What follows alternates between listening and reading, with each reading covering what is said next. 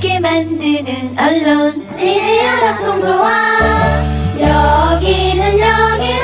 여기는 국민TV. 함께 만드는 언론 미디어 협동조합. 여기는 국민TV. 네, 경제 뉴스 브리핑입니다.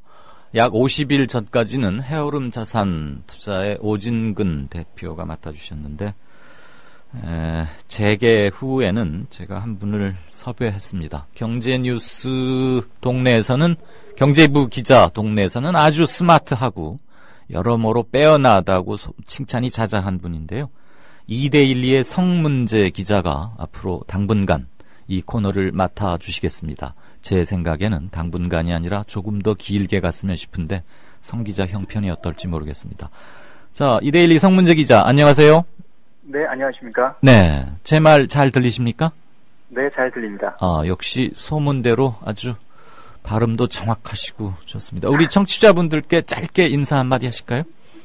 예, 안녕하십니까? 저는 2대12 산업부 기자 성문재라고 합니다. 앞으로 경제뉴스 쉽고 편안하게 잘 전달해 드리려고 노력하겠습니다. 네, 산업부에 계시는군요. 네. 자, 요즘 재계에서 임금 피크제가 주요 이슈 중 하나인데 이건 뭐 재계뿐만 아니고 우리 전 사회의 노동 부분이 걸린 거니까 그리고 세대와 네. 세대 간의 문제도 되고요. 거의 대부분의 대기업들이 임금 피크제 이미 도입했다고요.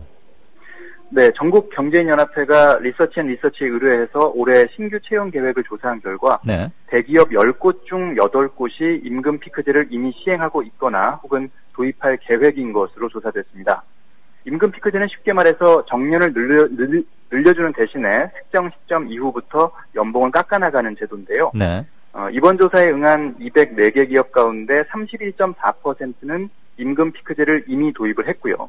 앞으로 도입할 계획이 있다는 기업은 절반인 49.5%로 나타났습니다. 반면에 도입 계획이 없다는 기업은 19.1%에 그쳤는데요. 이 임금 피크제 적용 가능성이 높은 55세 이상 근로자 비중은 전체 재직 근로자 대비 평균 한 6.5% 정도입니다. 네. 그리고 올해 신규 채용은 작년보다 좀 줄어드는 분위기인데요. 작년과 비슷하다는 답변이 44.6%로 가장 많았지만 감소 답변이 35.8%로 증가 답변 19.6%보다 많았습니다. 이 채용 감소 이유로는 국내외 경기 상황이나 업계 상황이 악화됐기 때문이다. 이런 응답이 가장 많은 것으로 나타났습니다. 네. 최근 글로벌 경제 불확실성으로 우리 경제에도 위기감이 적지 않고 9월 위기설, 10월 위기설 막 이런 거 오던데. 네. 한편으로는 다행스럽게 국제 신용평가사인 무디스였나요?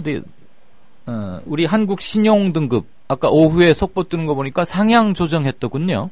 예, 그렇습니다. 국제 신용평가 회사 스탠더드 앤 푸어스가 S&P였군요. 네네. 네, S&P가 오늘 오후에 한국의 국가 신용 등급을 A+에서 AA-로 한 단계 올렸다고 밝혔습니다. 네. 그리고 향후 신용 등급 전망은 안정적으로 제시했는데요. 최근에 여러 가지 우려 섞인 상황이 나오고 있는 속에서 일단 반가운 소식이 아닐 수 없습니다. S&P 3년에서 5년 한국 경제가 대부분의 선진국과 비교했을 때 우수한 성장을 할 것이라면서 한국의 단기 외채 비중이 줄어들고 또 북한을 둘러싼 지정학적 위험이 누그러졌다 이렇게 설명을 하면서 네. 이번에 그 국가 신용 등급을 상향 조정했습니다. 그렇습니다. 지금 일본이 우리보다 높습니까? 신용 등급이? 예, 제가 그걸 확인 못했습니다. 죄송합니다. 갑자기 물어서 미안합니다. 사실 이런 거 다 일일이 외우고 있을 수는 없죠. 일본이 최근 꽤 여러 단계 추락한 것으로 제가 들어서 어떻게 네. 되나 싶었습니다. 자, 글로벌 금융시장에서는 미국이 이번 달에 기준금리 올리느냐 마느냐 이거 가지고 정말 몇 달째 얘기하고 있는데 네. 미국 입장에서도 지금 판단 자체가 상당히 어렵다. 이 말은 앞으로의 경기 예측, 미국 경제가 어떻게 살아날지에 대해서 확실히 잘 전망을 못하고 있다. 이런 소리로 이해하면 됩니까? 예, 그렇습니다. 미국 연방준비제도가 이번 달에 금리를 올릴 것이라는 전망은 한 달 전만 해도 상당히 유력한 것으로 나타났었는데요. 회의 일정이 가까워질수록 그 가능성이 점점 낮아지는 그런 추세입니다. 현지 시간으로 16일과 27일 이틀간 미 연방공개시장위원회가 열려서 이제 기준금리를 결정하게 되는데요. 우리 시간으로는 그 결정이 발표가 됩니다. 네. 연준이 올해 기준금리를 조정할 수 있는 기회는 이번 달, 그러니까 9월과 그리고 10월, 12월 이렇게 3번밖에 남지 않은 상황인데요. 네. 최근에는 이번 달보다는 12월에 금리가 인상되지 않을까 하는 전망이 조금씩 목소리를 키우고 있는 상황입니다. 네. 제닛 옐런 연준 의장은 이미 수차례 올해 기준금리를 인상할 것이라고 언급해왔기 때문에 올린다는 자체는 기정사실로 보이고요. 그 시점에 관심이 몰리고 있는 상황인데요. 네. 이 금리를 이달에 인상하자는 쪽은 미국 경제가 이미 충분히 회복됐고 적절한 시기를 놓칠 경우에는 경기가 과열될 가능성이 있다 이렇게 경고를 하고 있습니다. 반대로 미뤄야 한다는 쪽은 고용지표가 아직 경기 침체 이전 수준을 회복하지 못했고 임금 상승도 더디게 이루어지고 있다 이런 주장을 내세우고 있는데요. 무엇보다 연준을 고민스럽게 하는 것은 금리 인상 뒤에 이 미국 경제 회복세가 꺾일 가능성을 배제할 수 없다는 점입니다. 네. 이 금리 인상에 따른 성장 둔화는 결국 양적 완화를 재개하는 것 외에는 다른 수단이 거의 없다는 그런 상황인데요. 또 자본 이탈로 신흥국 경제가 위기에 처할 경우에는 국제적인 비난도 감수해야 하는 그런 상황입니다. 네. 그렇다고 또 금리를 그대로 두자니 시장의 혼란만 초래했다는 비난, 그리고 또 오랜 기간 저금리를 유지하면서 금융 리스크를 키웠다 이런 비난을 또 피하기 어려운 상황이라는 점에서 연준이 이제 결정을 앞두고 상당히 고민이 점점 더 커지는 그런 형국입니다. 네. 미국 경제의 세계 경제에 대한 영향력 그리고 달러화의 가치의 힘 또는 위력 이런 것을 느낄 수 있는 것이긴 한데 네. 금리를 조금 올리면 이제 다시 시중에 풀렸던 돈이 은행으로 들어올 것이고 그럼 인플레나 경기 과열도 조금 막을 수 있다 그러는 건데 만약에 12월로 늦추면은 이제 불확실성이 더 커져서 국제 금융시장이나 뭐 증시들도 영향을 좀 받을 거고 말이에요. 네. 그렇죠. 하여튼 참 올릴 거면 빨리 올리든지 뭐 하든지 하지 아주 그리스 얘기하고 미국 금리 얘기만 나오면 요즘은 이젠 슬슬 짜증이 나려고 그래요. 네. 그리고 이거는 그 스마트폰을 어디다 갖다 턱 대면 돈이 결제된다 뭐 이러는 거 카카오페이가 그런 거 맞아요?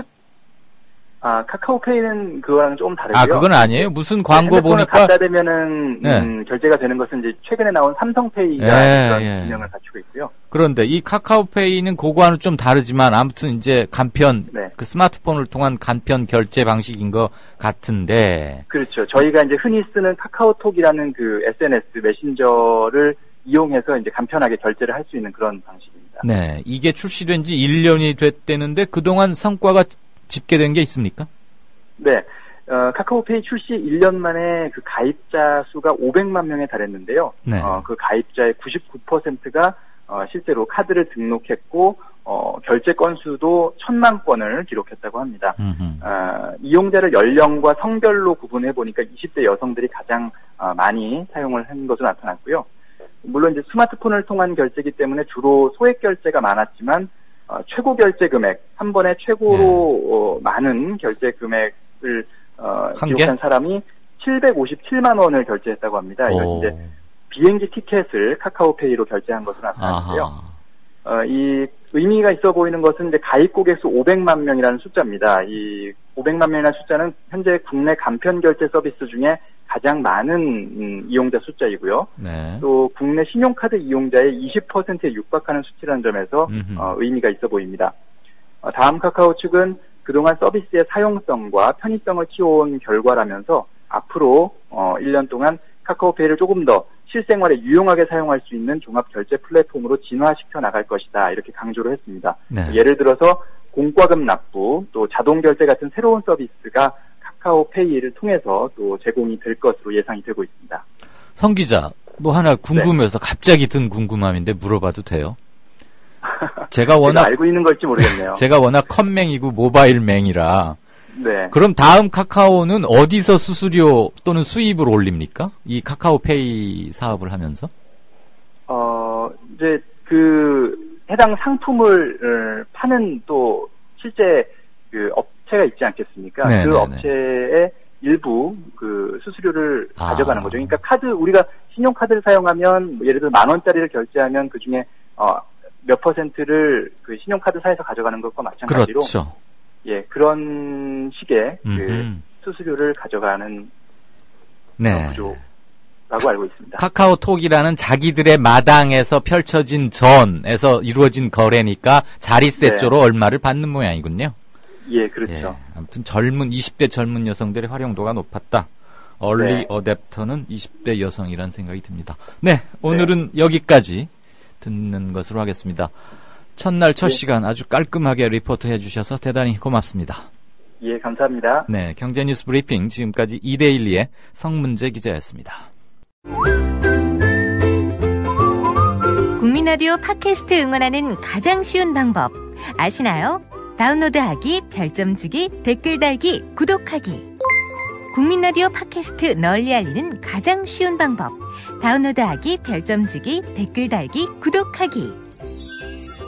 기억하세요. 다운로드하기, 별점 주기, 댓글 달기, 구독하기.